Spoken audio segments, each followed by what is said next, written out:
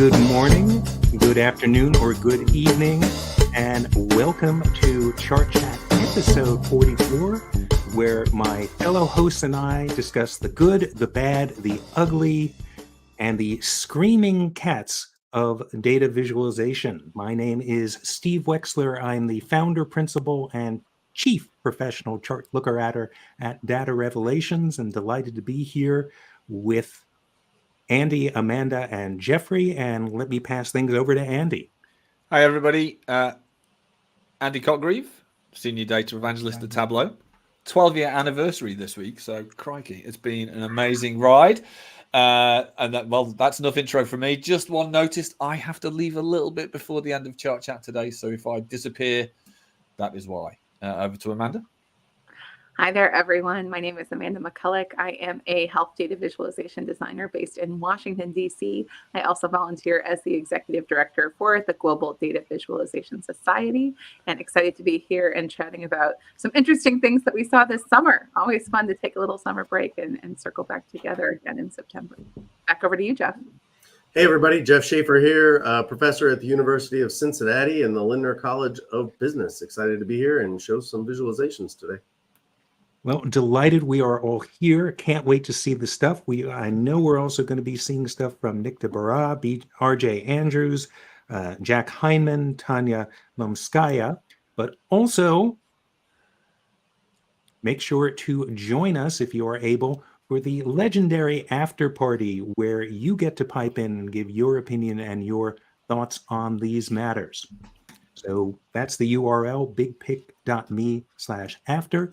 So here's the order of events. We're going to start with Andy, then Amanda, then Jeff, and I am going to finish up.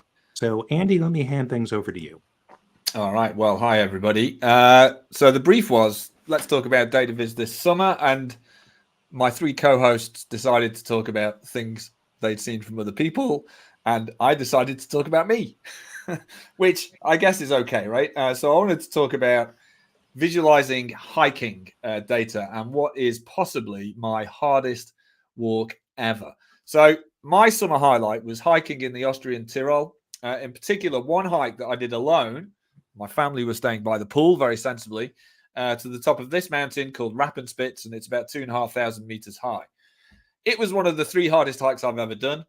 I did 1,700 meters of vertical climbing, and it was not hike because I just felt terrible the whole day. Normally, when I'm hiking on my own, I feel a sense of exhilaration and freedom, but this hike was just weird.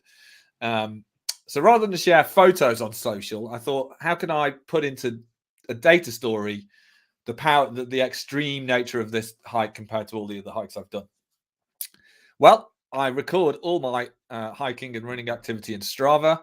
We can bring that data into Tableau. I normally do it via an if this then that app, and that records every activity straight into a Google Sheet, but it doesn't bring in elevation. So I had to ask Strava for my entire data. If you want your entire data set from Strava, you too can do it. Just go to your My Account page, click on the download or delete, and that will give you this page where you can request your archive. And it gives you a really clean CSV. It's very nice, actually. Normally these things come in some garbage JSON or some unreadable PDF, but Strava give you a nice CSV. So let's just dive into Tableau and see what the data showed me. So this is, I've slightly reformatted the data source, but it's pretty much this. So I wanted to know so the first question I had was, for all my hikes and run, or for all my hikes, let's create a scatter plot looking at distance versus elevation. So here you go. This is 2,166 recorded walks on Strava. This is distance on the x-axis. So there's this monster. This was 46.5 kilometers. That's 27 miles for you Americans. Longest walk by a considerable distance, but not actually that much climbing. It was a beautiful walk in the Welsh Brecon Beacons. But elevation's here on the y-axis, and you can see I've done these 6 walks over 1,000 meters. So it's not very often I get over 1,000 meters for climbing. And this one from 8th of August this year stood significantly higher than every other hike I'd done. So I thought, hurrah! Naively, I thought, hurrah, my data story is already ready to go. I can share this with a simple scatter plot. I added some color to show the 1,000-meter hikes. I added a label, and I'm good to go. Well, off I went, had a cup of coffee, did some other meetings, came back several hours later and thought, oh, I need to iterate, because we always need to iterate. Why did I want to iterate further on this? Well, scatter plots are awesome. I love a scatter plot. They do take time to parse. What's going on here? So when you look at a scatter plot, you have to, first of all, work out what the x-axis is and work out what something over here means. It's like, okay, this means it was a long walk. Then you have to work out what the y-axis is. And you're like, what does this mean? Oh, it was a high walk, right? And then you kind of have to orientate yourself with every quadrant. What does this clump of walks mean? Well, these are short distance, low elevation walks. There's thousands, there's hundreds and hundreds of them. Now, once you've done that parsing, scatter plots reveal a huge amount of insight. But I was trying to create a fast to digest data story that could be seen on social media. Since my story was about elevation, what if I just get rid of distance and show a sorted bar chart by elevation? Well, this didn't work, did it? 2,100 walks sorted on a single screen make the thickness of these 1,000-meter walks far too thin. So the next iteration was about, well, I need to reduce some of the walks. So what did I do? I went down to just the walks that were over 10 kilometers that I've done. And there's about 550 of these, I think, or 150. Anyway, there's many of them. Now, my Rapid Spitz walk stands out, and it stands a lot more clearly. Hurrah, I'm good. It was time to go for another cup of coffee. In fact, this was overnight. I thought this is what I could share tomorrow on social media. And I'm done. But I came back the next morning and I realized 1,700 meters, that's kind of abstract. Even for Brits, it's abstract because it's a big number. What does it mean? What does 1,700 meters look like? For the Americans watching, you're thinking, what even is a meter? Well, it's 5,718 feet to be exact. So it was a very big walk. But I wanted to add context. I think adding context to these big numbers is a great way to get a tangible sense of what these numbers look like. So what I did next was dig into my memory bank of memorable data visualizations. Who remembers Felix Baumgartner from 2012 when he jumped from this little module and did the world's highest skydive at the time? Mind-blowing, right? It was incredible. Well, back then, Ben Jones, who now is at dataliteracy.com but used to work at Tableau, did one of the most amazing context-adding visualizations I've ever seen. It's genius. What he did was he told a whole data story about Felix's jump. But this one was how long did the jump take? And the red bar is Felix's actual jump. And what Ben did was add 5 other things that are jump or space related. And the genius of this chart, which has stuck in my mind ever since, was that he'd realized that Felix's jump was 7 seconds longer than the song Free Fallin' Classic by Tom Petty. And that fantastic little momentary spark of insight that he put in that chart makes this one of my favorite charts ever, because it's whimsical, it's funny, but it's also incredibly relatable. So, time for me to add context to my own visualization. Buildings. You know them. You may have been up some of these. I have actually been up the Burj, the Freedom Tower, and the Shard. And by adding these, what I think I had achieved is a full picture of the context of the height of this walk. I walked more than 2 times the height of the Burj Khalifa on that day. It's no wonder I was absolutely pooped at the end of it. And then the final change I had made is, you notice I changed the sort order so that going from left to right, you get this continuous sweep upwards with all the other walks till you get to this final one that stands above the others. So there you go. That's where I'm going to end. As always, data visualizations are a story of iteration. Very often, the first thing you do might be a great chart, but is that the one you want to tell? And is that the right way to tell the story? So I'm going to stop there. We're done. To my co-hosts, to the audience, what would you have done differently? Would you have shown this in a different way? What do we think? I'm going to call on Jeff first, then Amanda, then I'll pipe in. Jeff.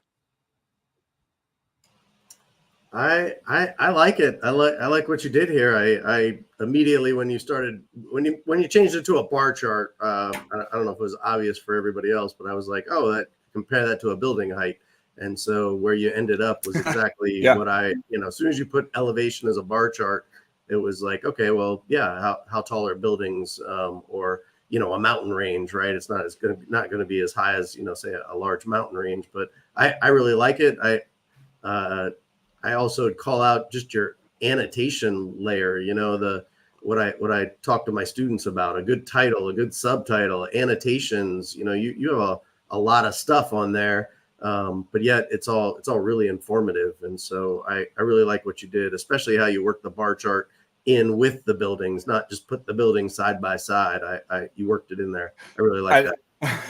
So they're great comments, Jeff, and what you've heard today is the much edited story of iterations, because getting the right icon, building images, finding the right shape for the annotations, the right color for the titles, that all takes many more steps than I've talked through today.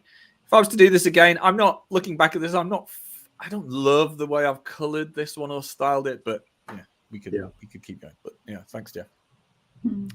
Amanda. I think it's such a fun way of seeing how you went from a more technical chart over to the simpler one that's easier to parse and read. And I think that some of the seemingly small choices you made in terms of order are really striking, in terms of flipping the order and the layering of the buildings in front. Yeah, I thought that the comment actually from Ilya was actually really interesting around, technically you walked more than all three buildings combined in a day. Yeah. And this almost idea of like, could you stack it? Like the kind of, when we talk about this in the context of other things happening, like the equivalent of 3 planes worth of people did something. Like, could you say you kind of walked 3 Burj Khalifas or 2 Burj Khalifas in a day, and like stacking them almost gives that kind of isotype like effect at the very end, where you have the relative scales and then you stack a couple at the very end to compare. I think that would be just an interesting additional piece of really driving home, like, if any of us can think about the idea of climbing those stair sets that many times. And it's really tricky. I want to call out that you used different locations. So those different locations from different countries might have kind of relative scale for different people. And that's really helpful, I think.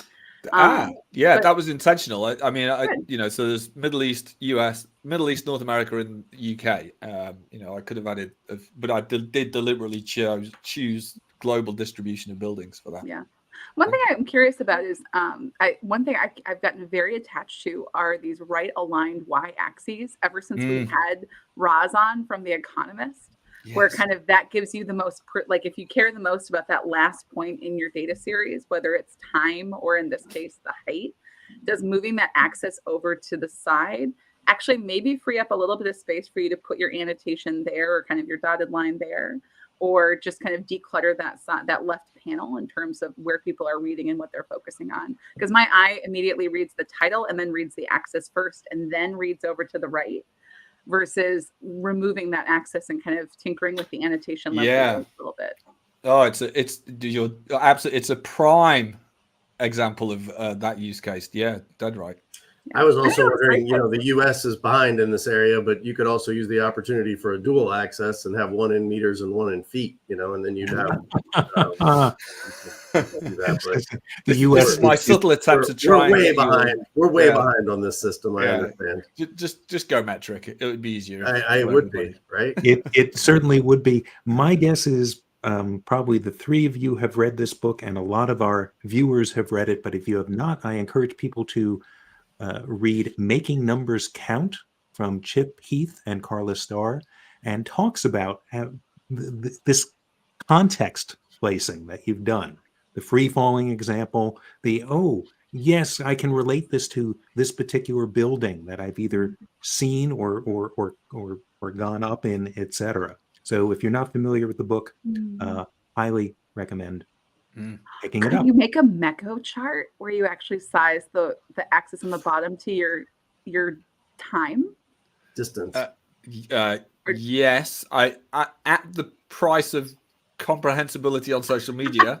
Yes, I'm sure you could. What a great, see, this is where we could iterate our way into complexity and then have to work our way back outwards, right? Yeah, I mean that would actually be a really insightful viz, because the Rappenspitz, the actual distance on the Rappenspitzwort was, it's a middling, it's still an outlier distance, I guess, but for the elevation, I climbed a lot more in terms of elevation. Ooh, and back to Jack on this idea of like binning and how do we do these different pieces? How many you've done is a really interesting concept. Yeah. Okay, I'm gonna time out. We could nerd out just on this and do the thing. Oh, let's try the Marimako. Great idea, and spend an hour and a half on this. But let's move on. Amanda, you are up next. Oh, fun. Great. So I love to, wherever I can, and especially when I am during summer vacation, I love to look at visualizations that aren't on a digital screen. I'm a big fan of finding ways to find visualization kind of out in the wild, and museums are some of my favorite places to discover data visualization. And so I want to talk about kind of two ends of the complexity spectrum of visualizations and ways in which people took data and interpreted it different ways in different spaces. And so first, I want to zoom back to my trip to Bangkok in August. I was in Bangkok and had a free day after a week of doing some training work, and was at the Bangkok Arts and Culture Center in Thailand. And on one of the earlier floors, there was what I think is a more predictable way we're used to seeing museum visualizations or museums use visualization is with maps. So this was looking at elephant sightings in 2020 and looking at kind of where elephants were seen throughout different parts of Thailand. The elephant is a very important animal in Thailand, but for reasons that we might expect, we've seen a lot of deforestation and reasons why their climate and their habitat has been destroyed. And they had a whole picture series of different photos of elephants and elephants in places you would not expect them to be, like on roads, as to go ahead and go along with this map. What I thought was really interesting to me is that they didn't just have this printed map, they had a photo of a physical map that they were actually using for advocacy and for conversation in communities. And to me, bringing in these ideas of not just where do we kind of use visualizations as a tool to communicate and report out on ideas, but as a tool to engage a community in talking about challenges related here to deforestation was really fascinating to me. And I wish I could have seen the physical map because it looks very tactile in terms of how it's designed. But I thought that it was a really interesting way that they'd incorporated not just maps themselves, but also photos of how those things were used in situ into the exhibit. But I went up the stairs inside of Bangkok's Arts and Culture Center to the 9th floor. It's a kind of tall climb up a spirally staircase, and got to an exhibit they had on blowing up the tale of an aging society. And I just thought the topic was very, very interesting and had no real idea what to expect. And got there and found this on the wall. And it was very exciting to me that they had incorporated actually into this like full floor exhibit this idea of a universal design structure and how they'd use color and other pieces of encoding to have different data artists actually create different installations that were placed around this large room, and then also providing some summary statistics across this wall on this big kind of wrapped wall and panel. And so as you looked across the room, there was this mix of both kind of very precise, very kind of expected charts, but also these physical representations of data and information. If you look at that little corner at the bottom left-hand corner, a woman would actually sit there for 3 hours a day on different days knitting to represent passage of time and let the kind of knitted pieces and these long threads of yarn go ahead and start to fill up this corner or this space. And what they did was they asked people to use consistent design colors, like using red or using orange in specific ways throughout their works to represent different things. The upper right-hand corner is looking at taking kind of component parts of broken down artifacts or objects from older times and putting them back together with different colors meaning different things. What I thought was really interesting was that they used a really diverse set of chart types in the middle of this big data art exhibit of sorts that was both around reflection on the impacts in Thailand and around the world on an aging society, and trying to help you understand that information in more depth. And I thought it was notable that they actually use things like unit charts and other different ways of representing information and looking at the ways in which household composition had changed. So here looking at kind of the number of households in 2007 compared to 2014, and it kept going down the panel in terms of who was living in shared versus independent living situations. And I thought that it was just really interesting that they used a diverse set of chart types. They used a lot of pie charts To which someone, of course, replied when I posted this on LinkedIn, I dislike pie charts, because that's inevitably the comment you get. But sitting back and kind of zooming back and looking at this wall of pie charts, I thought that as you start to read into the annotations, which I won't go into in a lot of depth, they try to communicate a lot of information about the demographics of Thailand and the aging population at the present time with these various different pie charts that they've displayed. And so as I was looking through this whole exhibit and kind of getting to spend some time with more of the data art displays and these ways in which information and stories about aging were represented, including even some bespoke objects of different ways that you could support people in terms of their mobility and walking, I thought it was a really nice way of bringing together and putting these more kind of technical charts and graphs in the context of an exhibit that might draw in people who sit more in that art space and give them a bit more exposure to those kind of pieces of information. And doing that for adults, I think, is really empowering and interesting. And it's something we also see in places like kids' museums. So I talk about my kids a lot. My son Caspian is at that fun age where he's 4 right now. And so we love going to kids' museums. And at the National Children's Museum in DC, they have a data science alley where they actually encourage kids to get connected to and engage with data and information and ways of representing numbers in different ways. And I love that they actually have on the list in Data Science Alley under Dream Big who uses these skills. And the last one is a data visualization artist. We're making the lists of potential job titles, which I never saw when I was a kid in terms of these being potential jobs. So I was very excited to explore this little area. And one of the things that they had was this place where you could actually do a little map of your feelings, where you could pick a colored thread. So you had red to represent things that made you feel mad and yellow to represent things that made you feel happy. And you could take these long pieces of thread, and they had labeled individual nodes on a big cloud to go ahead and show kind of what different kids felt about different things. And you can't quite read some of these, but it's stuff like sharks, ice cream, school. And you can see these kind of clusters where kids might feel happier or sadder, like this big kind of yellow cluster in one kind of center point, that you go ahead and you let the kids wind their way around. And again, like the pie charts, not a really precise way of encoding information. It would certainly probably be easier to have kids like drop balls in tubes to show some kind of approximation of scale using a kind of almost bar chart that fills up a tube.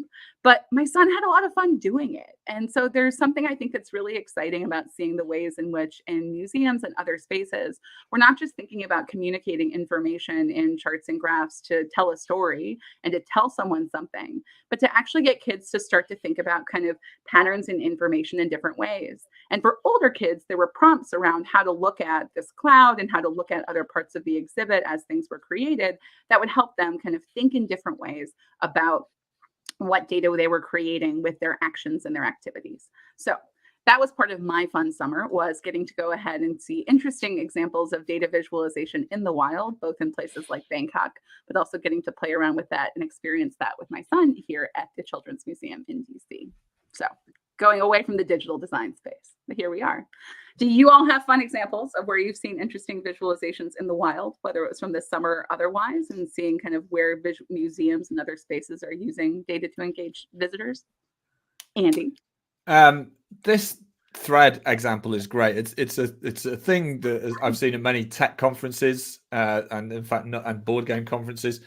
Normally, I've often seen it done in columns. Yep. So you choose one category from column A. It might be gender, and then column B, which tool do you like using, and then the clusters become really interesting and actually reveal quite a lot as the conference continues, because you do sort of tend to see some trends emerged, and that's sort of in a parallel sets manner, so slightly more accurately encoded than in the cloud, but. I mean, I love seeing the way that patterns kind of fit. Where I've done that with kind of your career journeys. If you have a big room of people, like where did you start, like in terms of a degree, which is always fun with data folks. Like what did you study, and then where has your journey taken you to in terms of some specific prompts about what kinds of organizations you've worked in, which can be really fun for sure. But yes. Other thoughts, Steve? Some of the examples in these two museums are just stellar. I will certainly collect these things out in the wild as well. And whenever there are visualizations in the museum, I will take pictures of them. often meaning to send them to either R.J. Andrews or to Jason Forrest, and I always forget to do so. And there were some fascinating ones at the Ethnicity Museum in Hanoi. There are dozens of different ethnic tribes in Vietnam, and some not so great but very disturbing graphics in the War Remembrance Museum in Ho Chi Minh City, but nothing quite as visually arresting and I think as well done as what you saw in Bangkok. Yeah.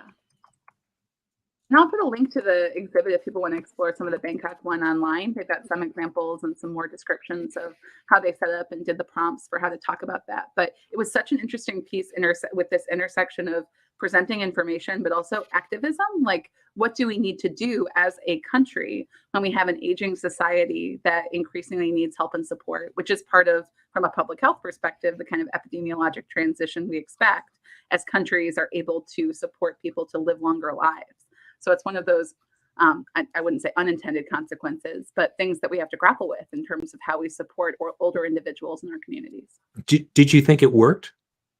Was it effective in getting you to think differently about it? The key thing I'm not going to explain or didn't spend time going in is like each different exhibit had a small panel describing what it was that you were reading and how it was meant to represent those kind of sentiments or feelings and what the artist was working to convey. And I really appreciated that a lot. And I thought it did because it was really large scale, right? You're walking around and seeing things wrapped around walls and put across different spaces. So I thought it did from an engagement perspective and probably got more eyeballs than if you just either put out a report or put together an art exhibit, but without any numbers trying to explain the kind of immense gravity of the situation in terms of change over time and the immediacy of needing to do something.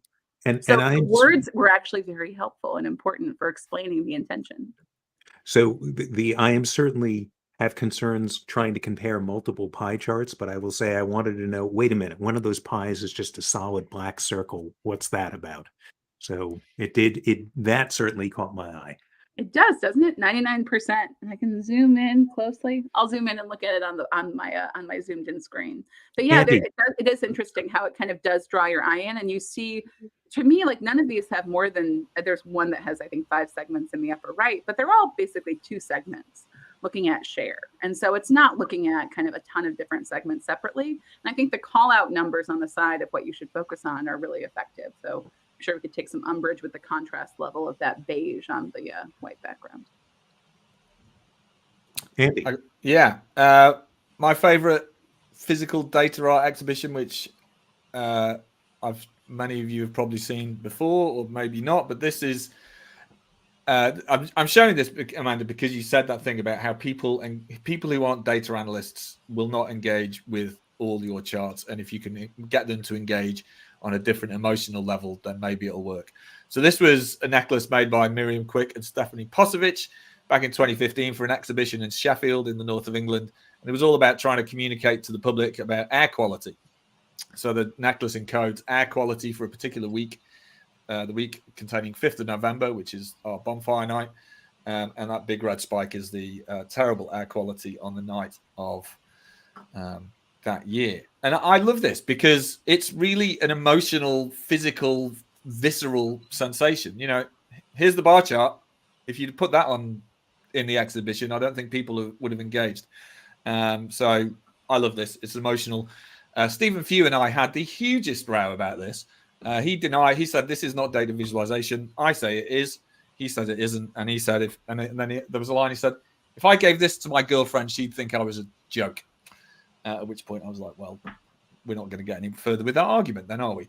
But I love seeing things like this to engage people who aren't necessarily. All right, that's it. I'm going to pay to have 1,000 of those things manufactured. We're going to get a Kickstarter campaign going for it right now. We're going to see who the joke is, Buster.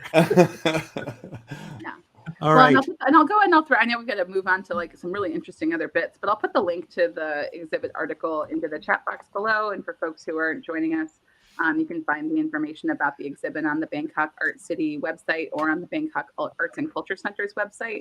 And they specifically talk about the goal is to like give meaning and create understanding of different periods of aging, explore new age appropriate and dignified roles. Like there's pieces of this that are around the representations of people and a focus on a design for all people, which help facilitate everyone's ability to make use of this exhibit hall, that you can kind of meander through it and engage with the content in different ways, which I think is just so intentional. Like, and it's so nice, kind of like when the New York Times's data viz folks talk about why they made certain design decisions on their front cover and write whole articles about that. It's always so interesting to see kind of why people made certain design decisions or what the intention was, rather than leaving that open to interpretation. So, Steve, back to you. Actually, let's go to Jeff. Jeff. I'm here. I have an interesting visualization to talk about, but I guess before I do that, Andy was saying what he's been up to. I figured I'd at least give a minute or two of what I've been up to. I spent most of the summer studying generative AI. And how that works in a classroom. I had a summer faculty group that I was the facilitator of, and we studied generative AI over the summer and how students are using it. And we did a survey that people may find interesting. I've published this on my Tableau public page. Shout out to Steve for helping me with the survey, because he's the survey guy, right? Just a little bit, Jeff. From some of that. But anyway, that's what I've been up to. Interesting enough, the students don't use it quite as much as we thought they were using it. Most of the faculty were guessing 60, 70, 80% of students were using it. And it does depend on what major they're in. So did kind of look at that, especially around our BANA students, which is business analytics, and econ students used it twice as much.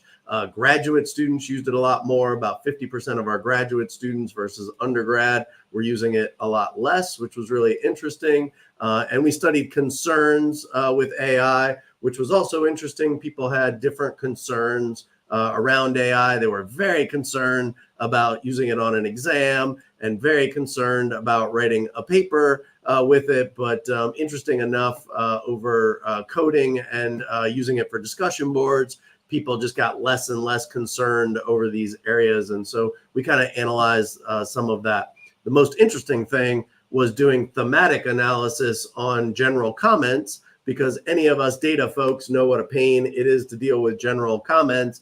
And that would have taken me an hour or two probably in Python to parse and to put in themes. And I dumped it in ChatGPT code interpreter, now advanced data analysis, and it did it for me. And so that was kind of fun. It did it in about 2 minutes, and it was pretty astonishing what results it came out. People were concerned about dependency on the tools and complexity of the tool and so on. And the best part I thought was interesting was they want to be trained on it. Of course, they want to have classes on it, and they want to talk about limitations and ethical use. But ChatGPT thought that one of the issues people should be thinking about is accountability, and nobody mentioned it out of our 700 students and faculty members. Nobody was thinking about who's going to be responsible for the results that come out of it. So I thought that was interesting, and just thought I'd share that in a quick couple minutes of what I was up to this summer. You can check out that survey. The viz I picked, however, is not mine. I picked a viz by Jack Heinemann. This viz just called to me from the very first time I saw it. I thought it was a really interesting way of viewing data that maybe we hadn't seen before. And there's some really interesting aspects about it. If you break, this is the Tableau workbook, and I'll just show you really quickly behind the scenes that you can get a sense for the complexity and artistry that it took to build this. Not that anybody's going to go down this path to use map layers and build a viz with all of these different map layers, which is just astonishing. I mean, just the complexity of it all. But back to the viz, I guess let me just start with the downside of this viz right away, right? It's complicated. It's complicated, right? It's like, it's more in the Napoleon graphic than it is in, the Sparkline graphic, right? Here's what Jack did. He gave us a how to read it. I don't even have to explain it to you because Jack does it for us. He puts this beautiful overlay on it and he talks through it. By the way, this is a real dashboard I think he used at his company, and he mocked it up with some generic data. These lightning bolts that he calls them show the monthly percentage retained by employees. starting month 1. So kind of think about like the speed of it, right? The rate. As you click through it, then you see the mountain range that he calls it, illustrates the rolling retention rate of all the lightning bolts as you sort of put them together in the category. So it's across all the periods. So I really like that. And then you click through it again, and then you hover over any mark, and you can see really the specific retention rate for that period in time, that month and year. So this overlay that he created on this is I think that's just another aspect I loved about this visualization. Because it's so complex, he built this beautiful overlay that can walk the user through it and see how to use the viz and what this whole thing is telling you, even down to the navigation to tell you, hey, these lines down at the bottom for these different categories, you should click on those because it'll filter your visualization. So I was really impressed with this build. And if you click on, sample superstore consumer, it'll filter to consumer. If you click on corporate, it'll filter to the corporate.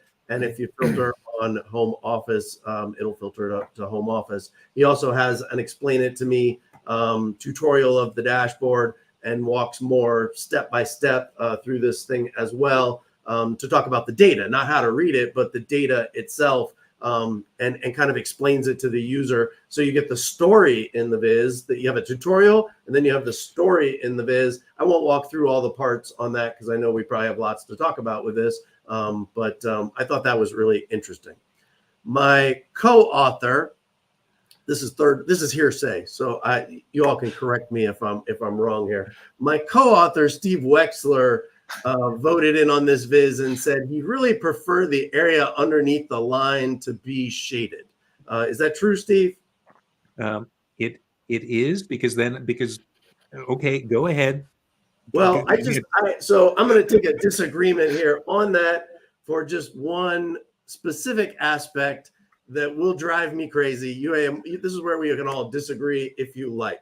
If I'm going to color something underneath, I'm going to treat it as an area chart instead of a line chart. If I have an area chart, then I'm encoding the height of the color. The way this is built is not showing that. The 68% is half of 89%. And so I find that color to be a bit confusing in here to show the differences. I actually preferred the original, Jack, to your original design over the line chart, but I do like the design aspect of the color, and I don't know that encoding it to 0, it's longitude and latitude. I guess it is set to 0, but that was the one thing that I guess I would talk about. I found the other version of this very confusing. Because I'm used to the higher something is, the higher the number is. The only place I've seen that work with the bars going the other way is Iraq's Bloody Toll. And when somebody else tried to do that with gun deaths and reversing the things using in this case using an area chart, people were completely confused by the contour of it. And so I was seeing the numbers as being inverted when that area wasn't filled in. So, I'm sure we could dig up the other version of this thing. Or, hey, Jack, hopefully you'll be joining us for I can see you're right there making comments. And hopefully you'll be joining us for the after party, and you can weigh in on this. Yeah, and I'm sure there's probably a way. I didn't spend too much time with the calculation, but when you do map layers, you have to normalize these numbers to basically be latitude and longitude. That could probably be reset so that there really is a true 0 at the bottom. I just don't know what it would do to the chart, right? It may crunch it up so much that may expand it out that you lose the trend here that you want to see. So I don't know. Yeah, I was thinking that the bottom part was in fact a true 0. That's a good point. And I just couldn't help notice the change in the timbre of your voice there, Jeff. I just knew I was going to be excoriated.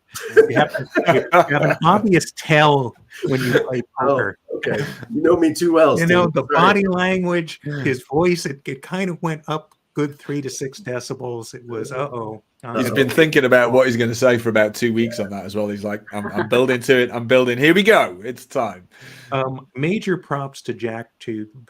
By the way, 2 of his visits have been shortlisted, and I know Amanda's going to be talking about that in a little bit, but also for making this workbook downloadable. I'll be sharing one as well that is also using map layers in an absolutely brilliant way and allowing us to see, hey, here's how I put this together. And so other people can learn from and use this and benefit from it more than just being fascinated by the look of this.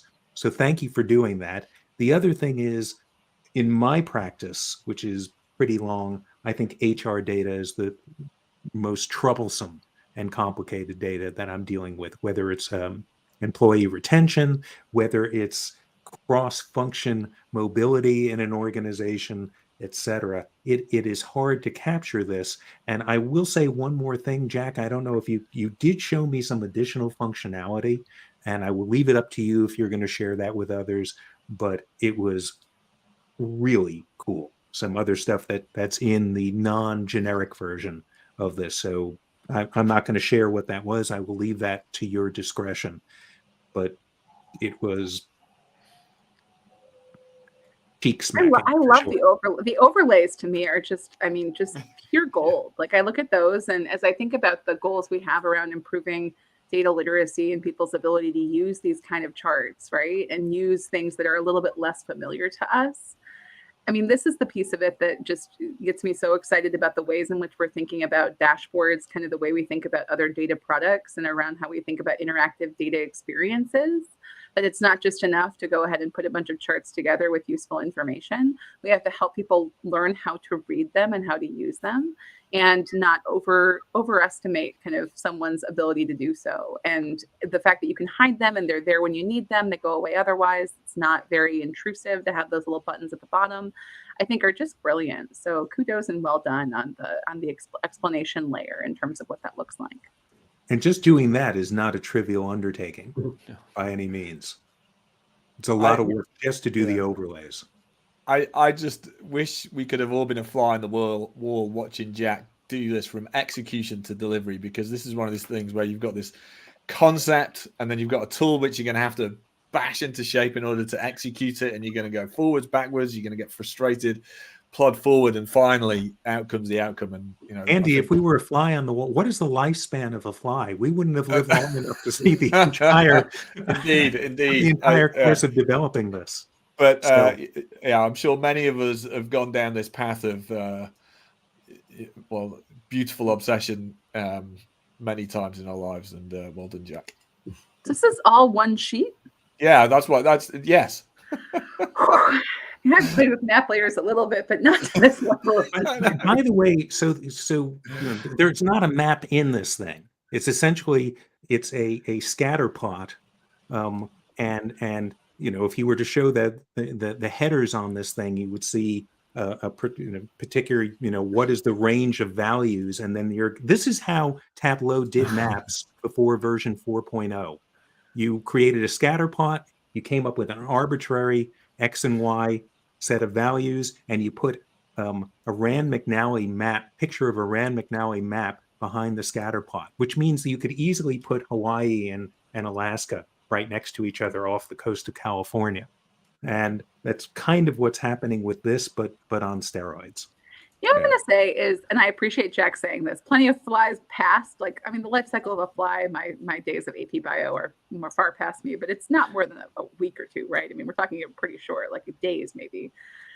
When we think about what these things look like in practice, I think one of the things I find dangerous about these kind of very functional, practical visualizations is people see them and don't see some kind of ticker of how much time it took.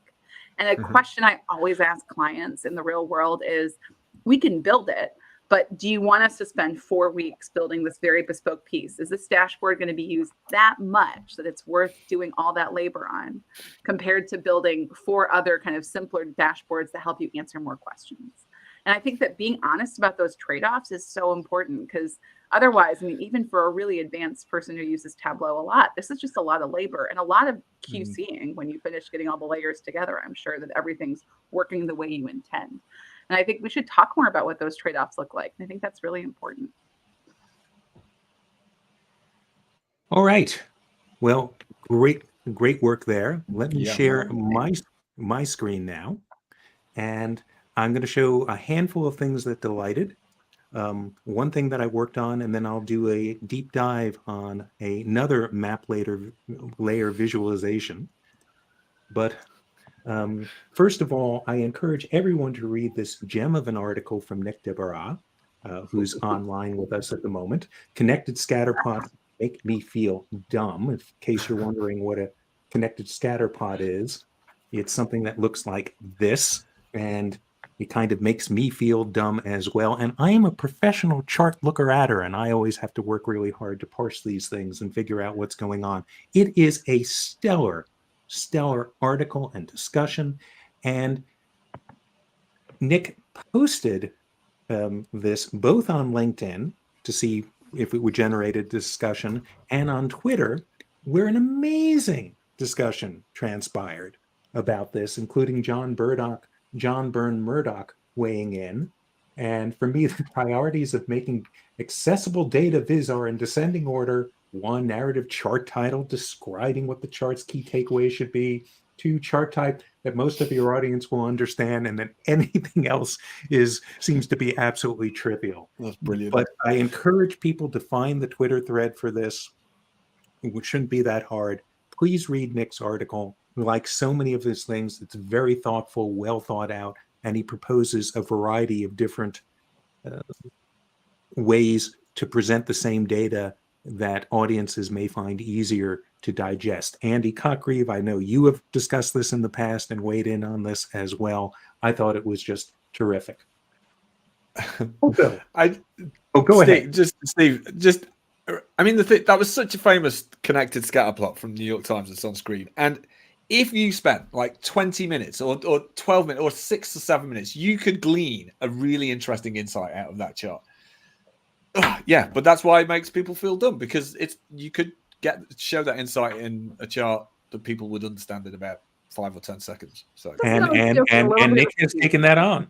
This one feels a little bit of a cheat because it does work somewhat linearly too, right? It kind of doubles back on itself a little bit, but there's some connected scatter plots that go all over the place that I think are even more counterintuitive in terms of how you'd read them. This one seems like one of the simpler ones to parse, and even then it's still complicated.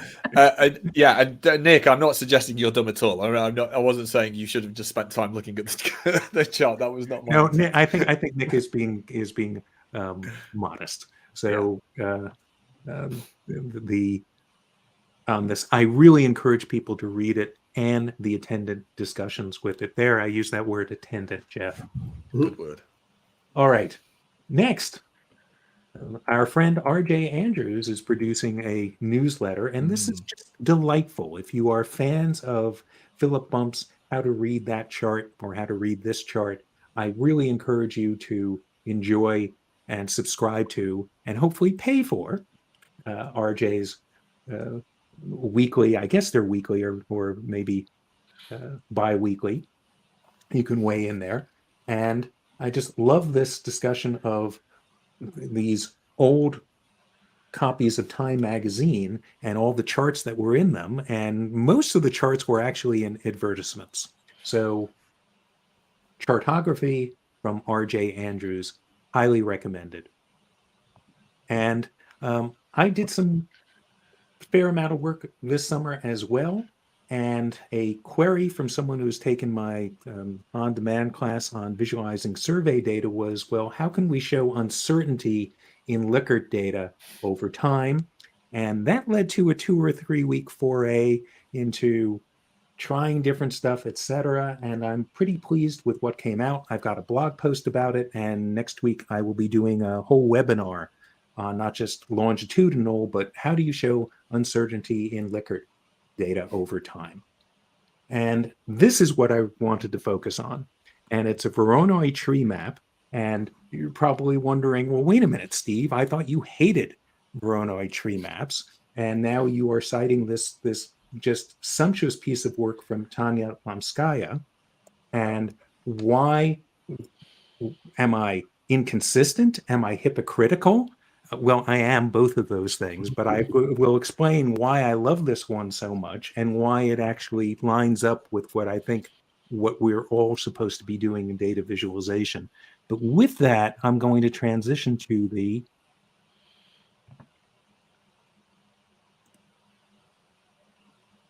I love how we've talked about Voronoi more than almost any other chart type on chart. By the way, if you were to ask ChatGPT to read everything, full transcription of everything, they would Yeah. say this is mostly a discussion of Voronoi tree maps. So let me show this in its fullness, first of all. Who represents a century? And explore the occupations of notable people born in each 100-year period of our history. Each square is 100% of a century's generation based on a sample of over 2 million historical persons. And the data is coming from, I'm not even going to attempt to read this data source. I did not vet it. Historical persons from Wikipedia and Wikidata. And so overall, of all these citations and people that are mentioned, 28.2% are sports people, 30.8% are artists, but that was not the case in before the Common Era or the first century. And we can see that a lot of politicians, a lot of nobility here, a lot of religious people, religious. We can hover over this. And then we get to the 19th century, we can see there are a lot of artists. And in the 20th century, it's sports people. But I was struck with, wait a second, there's things that are going on in this. These look like stained glass windows to me, and they're kind of glowing a little bit. It doesn't look flat. How did Tanya do this? And like Jack, the thing is downloadable, and I can look and see just what's going on here. Now, I will show you a totally different take on this if I needed to get accurate comparisons and compare this period versus that. But just some of the work that went into this and just seeing, well, if I hide the backlighting, hey, wait a minute, what's going on there? And I could look at and see what's in this layer and see that, it's a black coloring behind this. So that she wasn't satisfied with, what would happen if it was looking like this or like this. So it's not, but if I look at the lighting that's in here, let's see, let me take this out. That's how.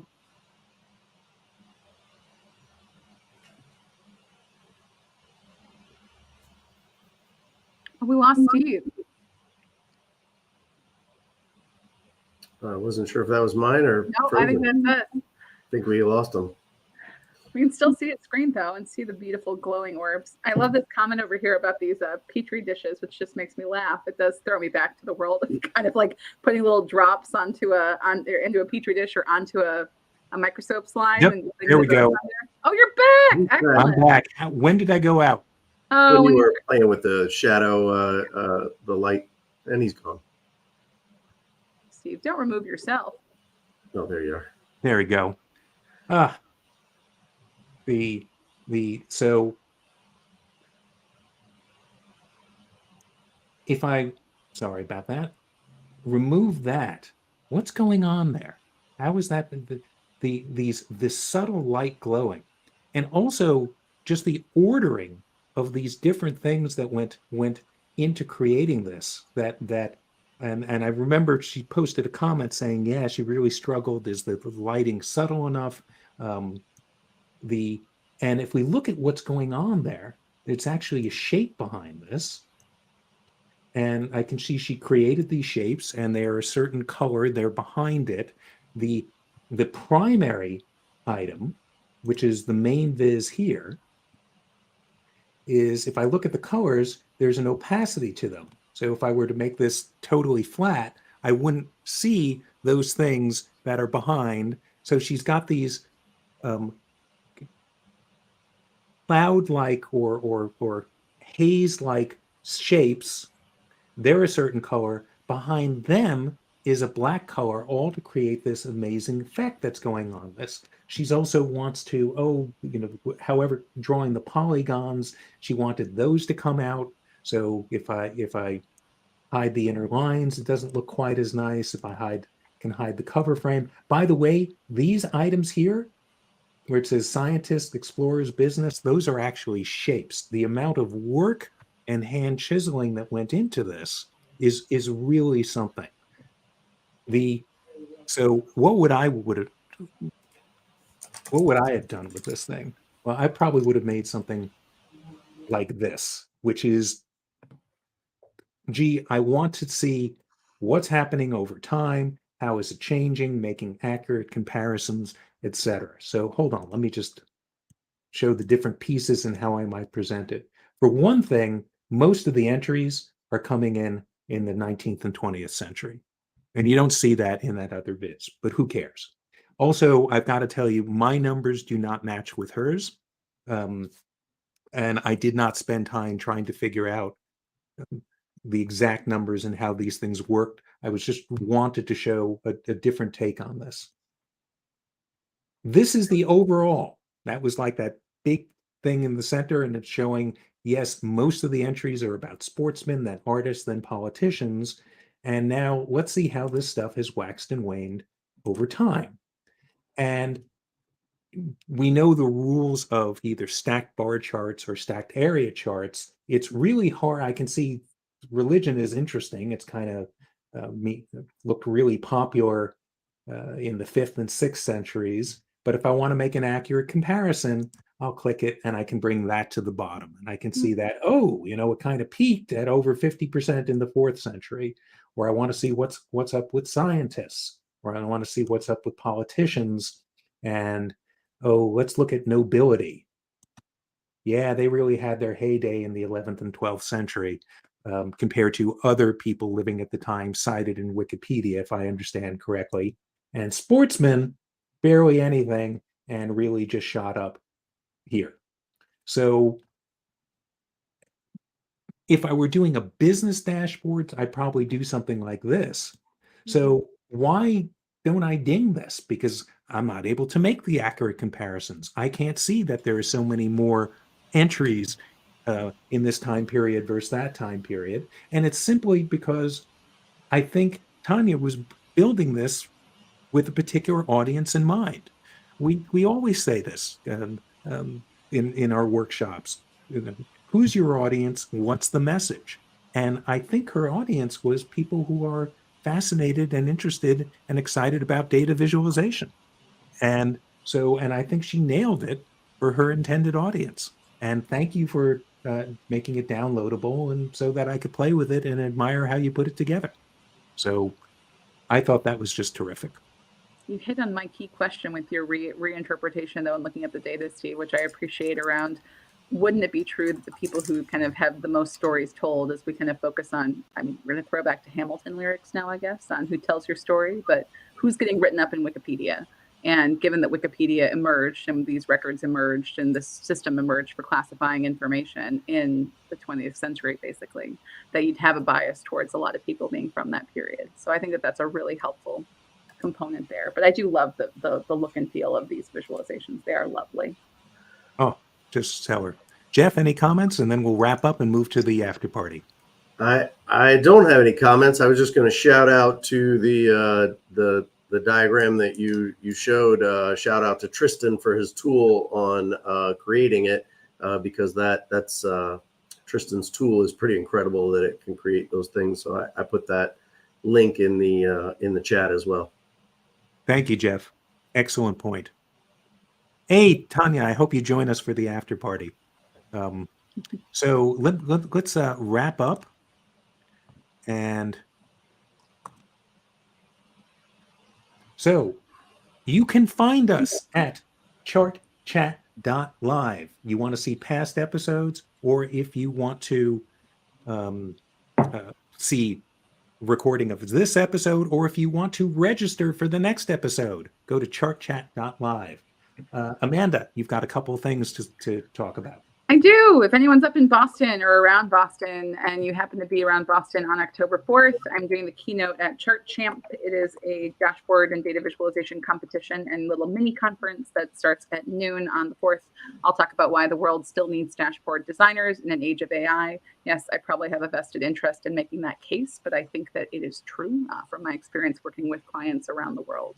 So excited to chat about that. And then second piece that we've got coming up and things happening are the Information is Beautiful Awards shortlist went up yesterday. Kudos to everyone, the 80 plus works that are on the shortlist and who are part of that list. The long list is still packed with amazing work, and I hope you'll take time to explore it. But we also launched tickets for the Information is Beautiful Awards 2023 events. So Friday, a mini conf, day of inspiration, a full day happening live in person at MICA, the Maryland Institute College of Art in Baltimore, Maryland, or virtually. You can grab a virtual ticket. All of our dues-paying DVS members have access to the live stream for free as part of your membership. And then Saturday, we have a limited seats available for the brunch awards ceremony so that we can have our European colleagues join the live stream live rather than it happening at 2 o'clock in the morning for them. So come join for the brunch party in Baltimore or join a watch party or online. So hope to see you guys there. The link is there in the chat box and also on the QR code. Thank you, Amanda. So I am giving my Building World-Class Business Dashboards workshop October 10th and 11th. You can go to bigpick.me/dashboards23. Hope to see some of you there. Also, I've got a free webinar coming up next week along with Anna Ford and Robert Walker, visualizing uncertainty in survey data, September 28th, and bigpick.me/Mo23. That's Mo is in margin of error, not Mo is in Larry and Curly. And finally, join us at the after party, bigpick.me/after. And with that, Amanda, I'm going to leave this wonderful meeting and fire up Zoom. Hope to see a lot of you there. And thank you for joining us today. And thank you to my fellow hosts in this. Thanks, team. Such a great conversation. And we'll hopefully see you again in October. Let's go ahead and we'll play us out.